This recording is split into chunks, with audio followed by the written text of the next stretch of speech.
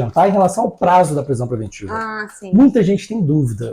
Sim. E aí, doutor, foi preso preventivamente, vai ficar preso eternamente? Aí tem algumas questões, algumas leis específicas que tratam sobre isso. Que é o caso, por exemplo, da lei de tóxicos, né? Ela trata que essa prisão, no máximo 180 dias, não é? Sim.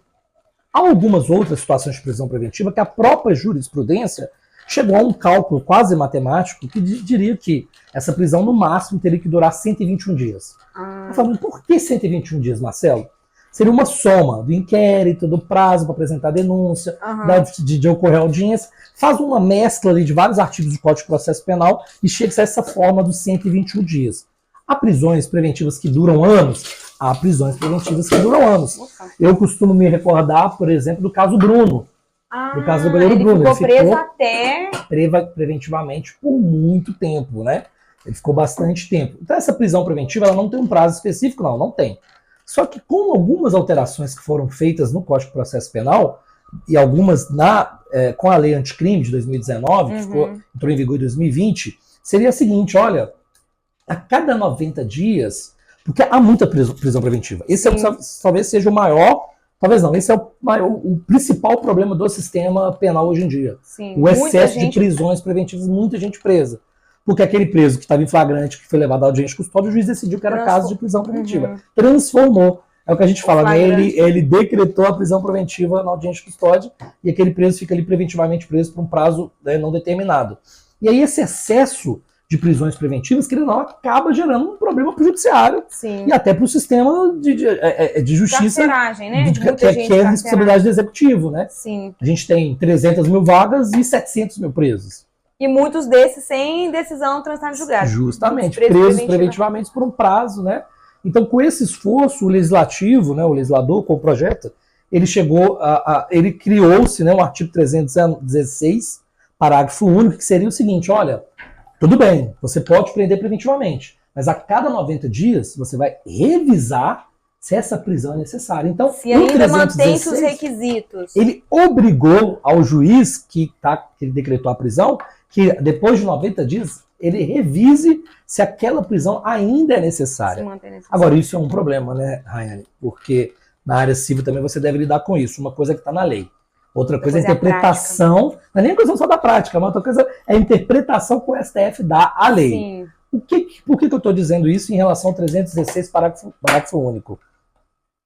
Até o primeiro momento, o artigo estava ali sendo implementado, alguns advogados faziam o uso correto, pediam, etc., outros não sabiam, alguns juízes criaram ali como se fosse um calendário, um lembrete no calendário do celular dele, olha, a cada 90 dias eu vou revisar essa prisão. E aí chegou no STF um habeas corpus de um preso famoso. Quem que é esse preso? O André do Rap. Quem é o André do Rap? O André do Rap seria sido considerado como uma das grandes lideranças do PCC, seria o braço do PCC de exportação, contato com o PCC, enfim, eu particularmente não quero entrar muito em detalhes, mas o André do Rap, não me recordo o nome dele efetivamente, chega no STF um habeas corpus. E a defesa do André do Rap questionava, olha, passaram-se os 90 dias, o juiz não revisou a prisão dele não. Olha, STF, tem que soltar. Se qualquer prisão que excede o prazo, aquela questão das 24 horas e tal, dos 180 dias da lei de tráfico, da lei de tóxicos, por exemplo, se exceder o prazo, essa prisão se torna ilegal. Prisão ilegal é caso de relaxamento, já falamos sobre isso. E aí chegou para o STF, a defesa dele disse, olha, STF, é caso de relaxar. E aí o ministro Marco Aurélio teria concedido de ofício e de forma monocrática um habeas corpus ao André do Rap, que não quer. E aí o André do Rap conseguiu um alvará de soltura. Ele teria uma condenação de mais de 25 anos por tráfico internacional, associação criminosa, lavagem de dinheiro. E o André do Rap, aquela famosa história, sai pela porta da frente do presídio e o que o André do Rap faz? Nunca mais volta. Esse habeas corpus é submetido ao plenário, o plenário fala, opa, não é bem assim não. Não é automático. Nós temos que analisar a necessidade. O juiz precisa ser provocado. Não, se passar dos 90 dias, essa prisão não é ilegal.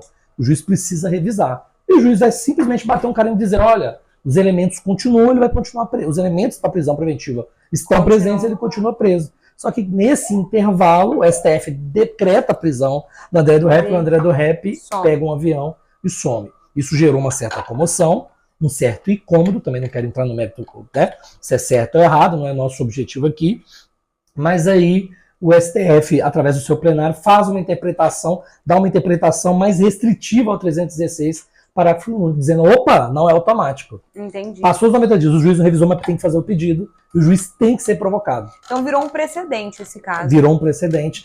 Sendo muito sincero, o STF condenou de morte o artigo 316, parágrafo único. Então essa questão dos 90 dias de revisar a prisão, na minha opinião, ela saiu de moda. Entendi.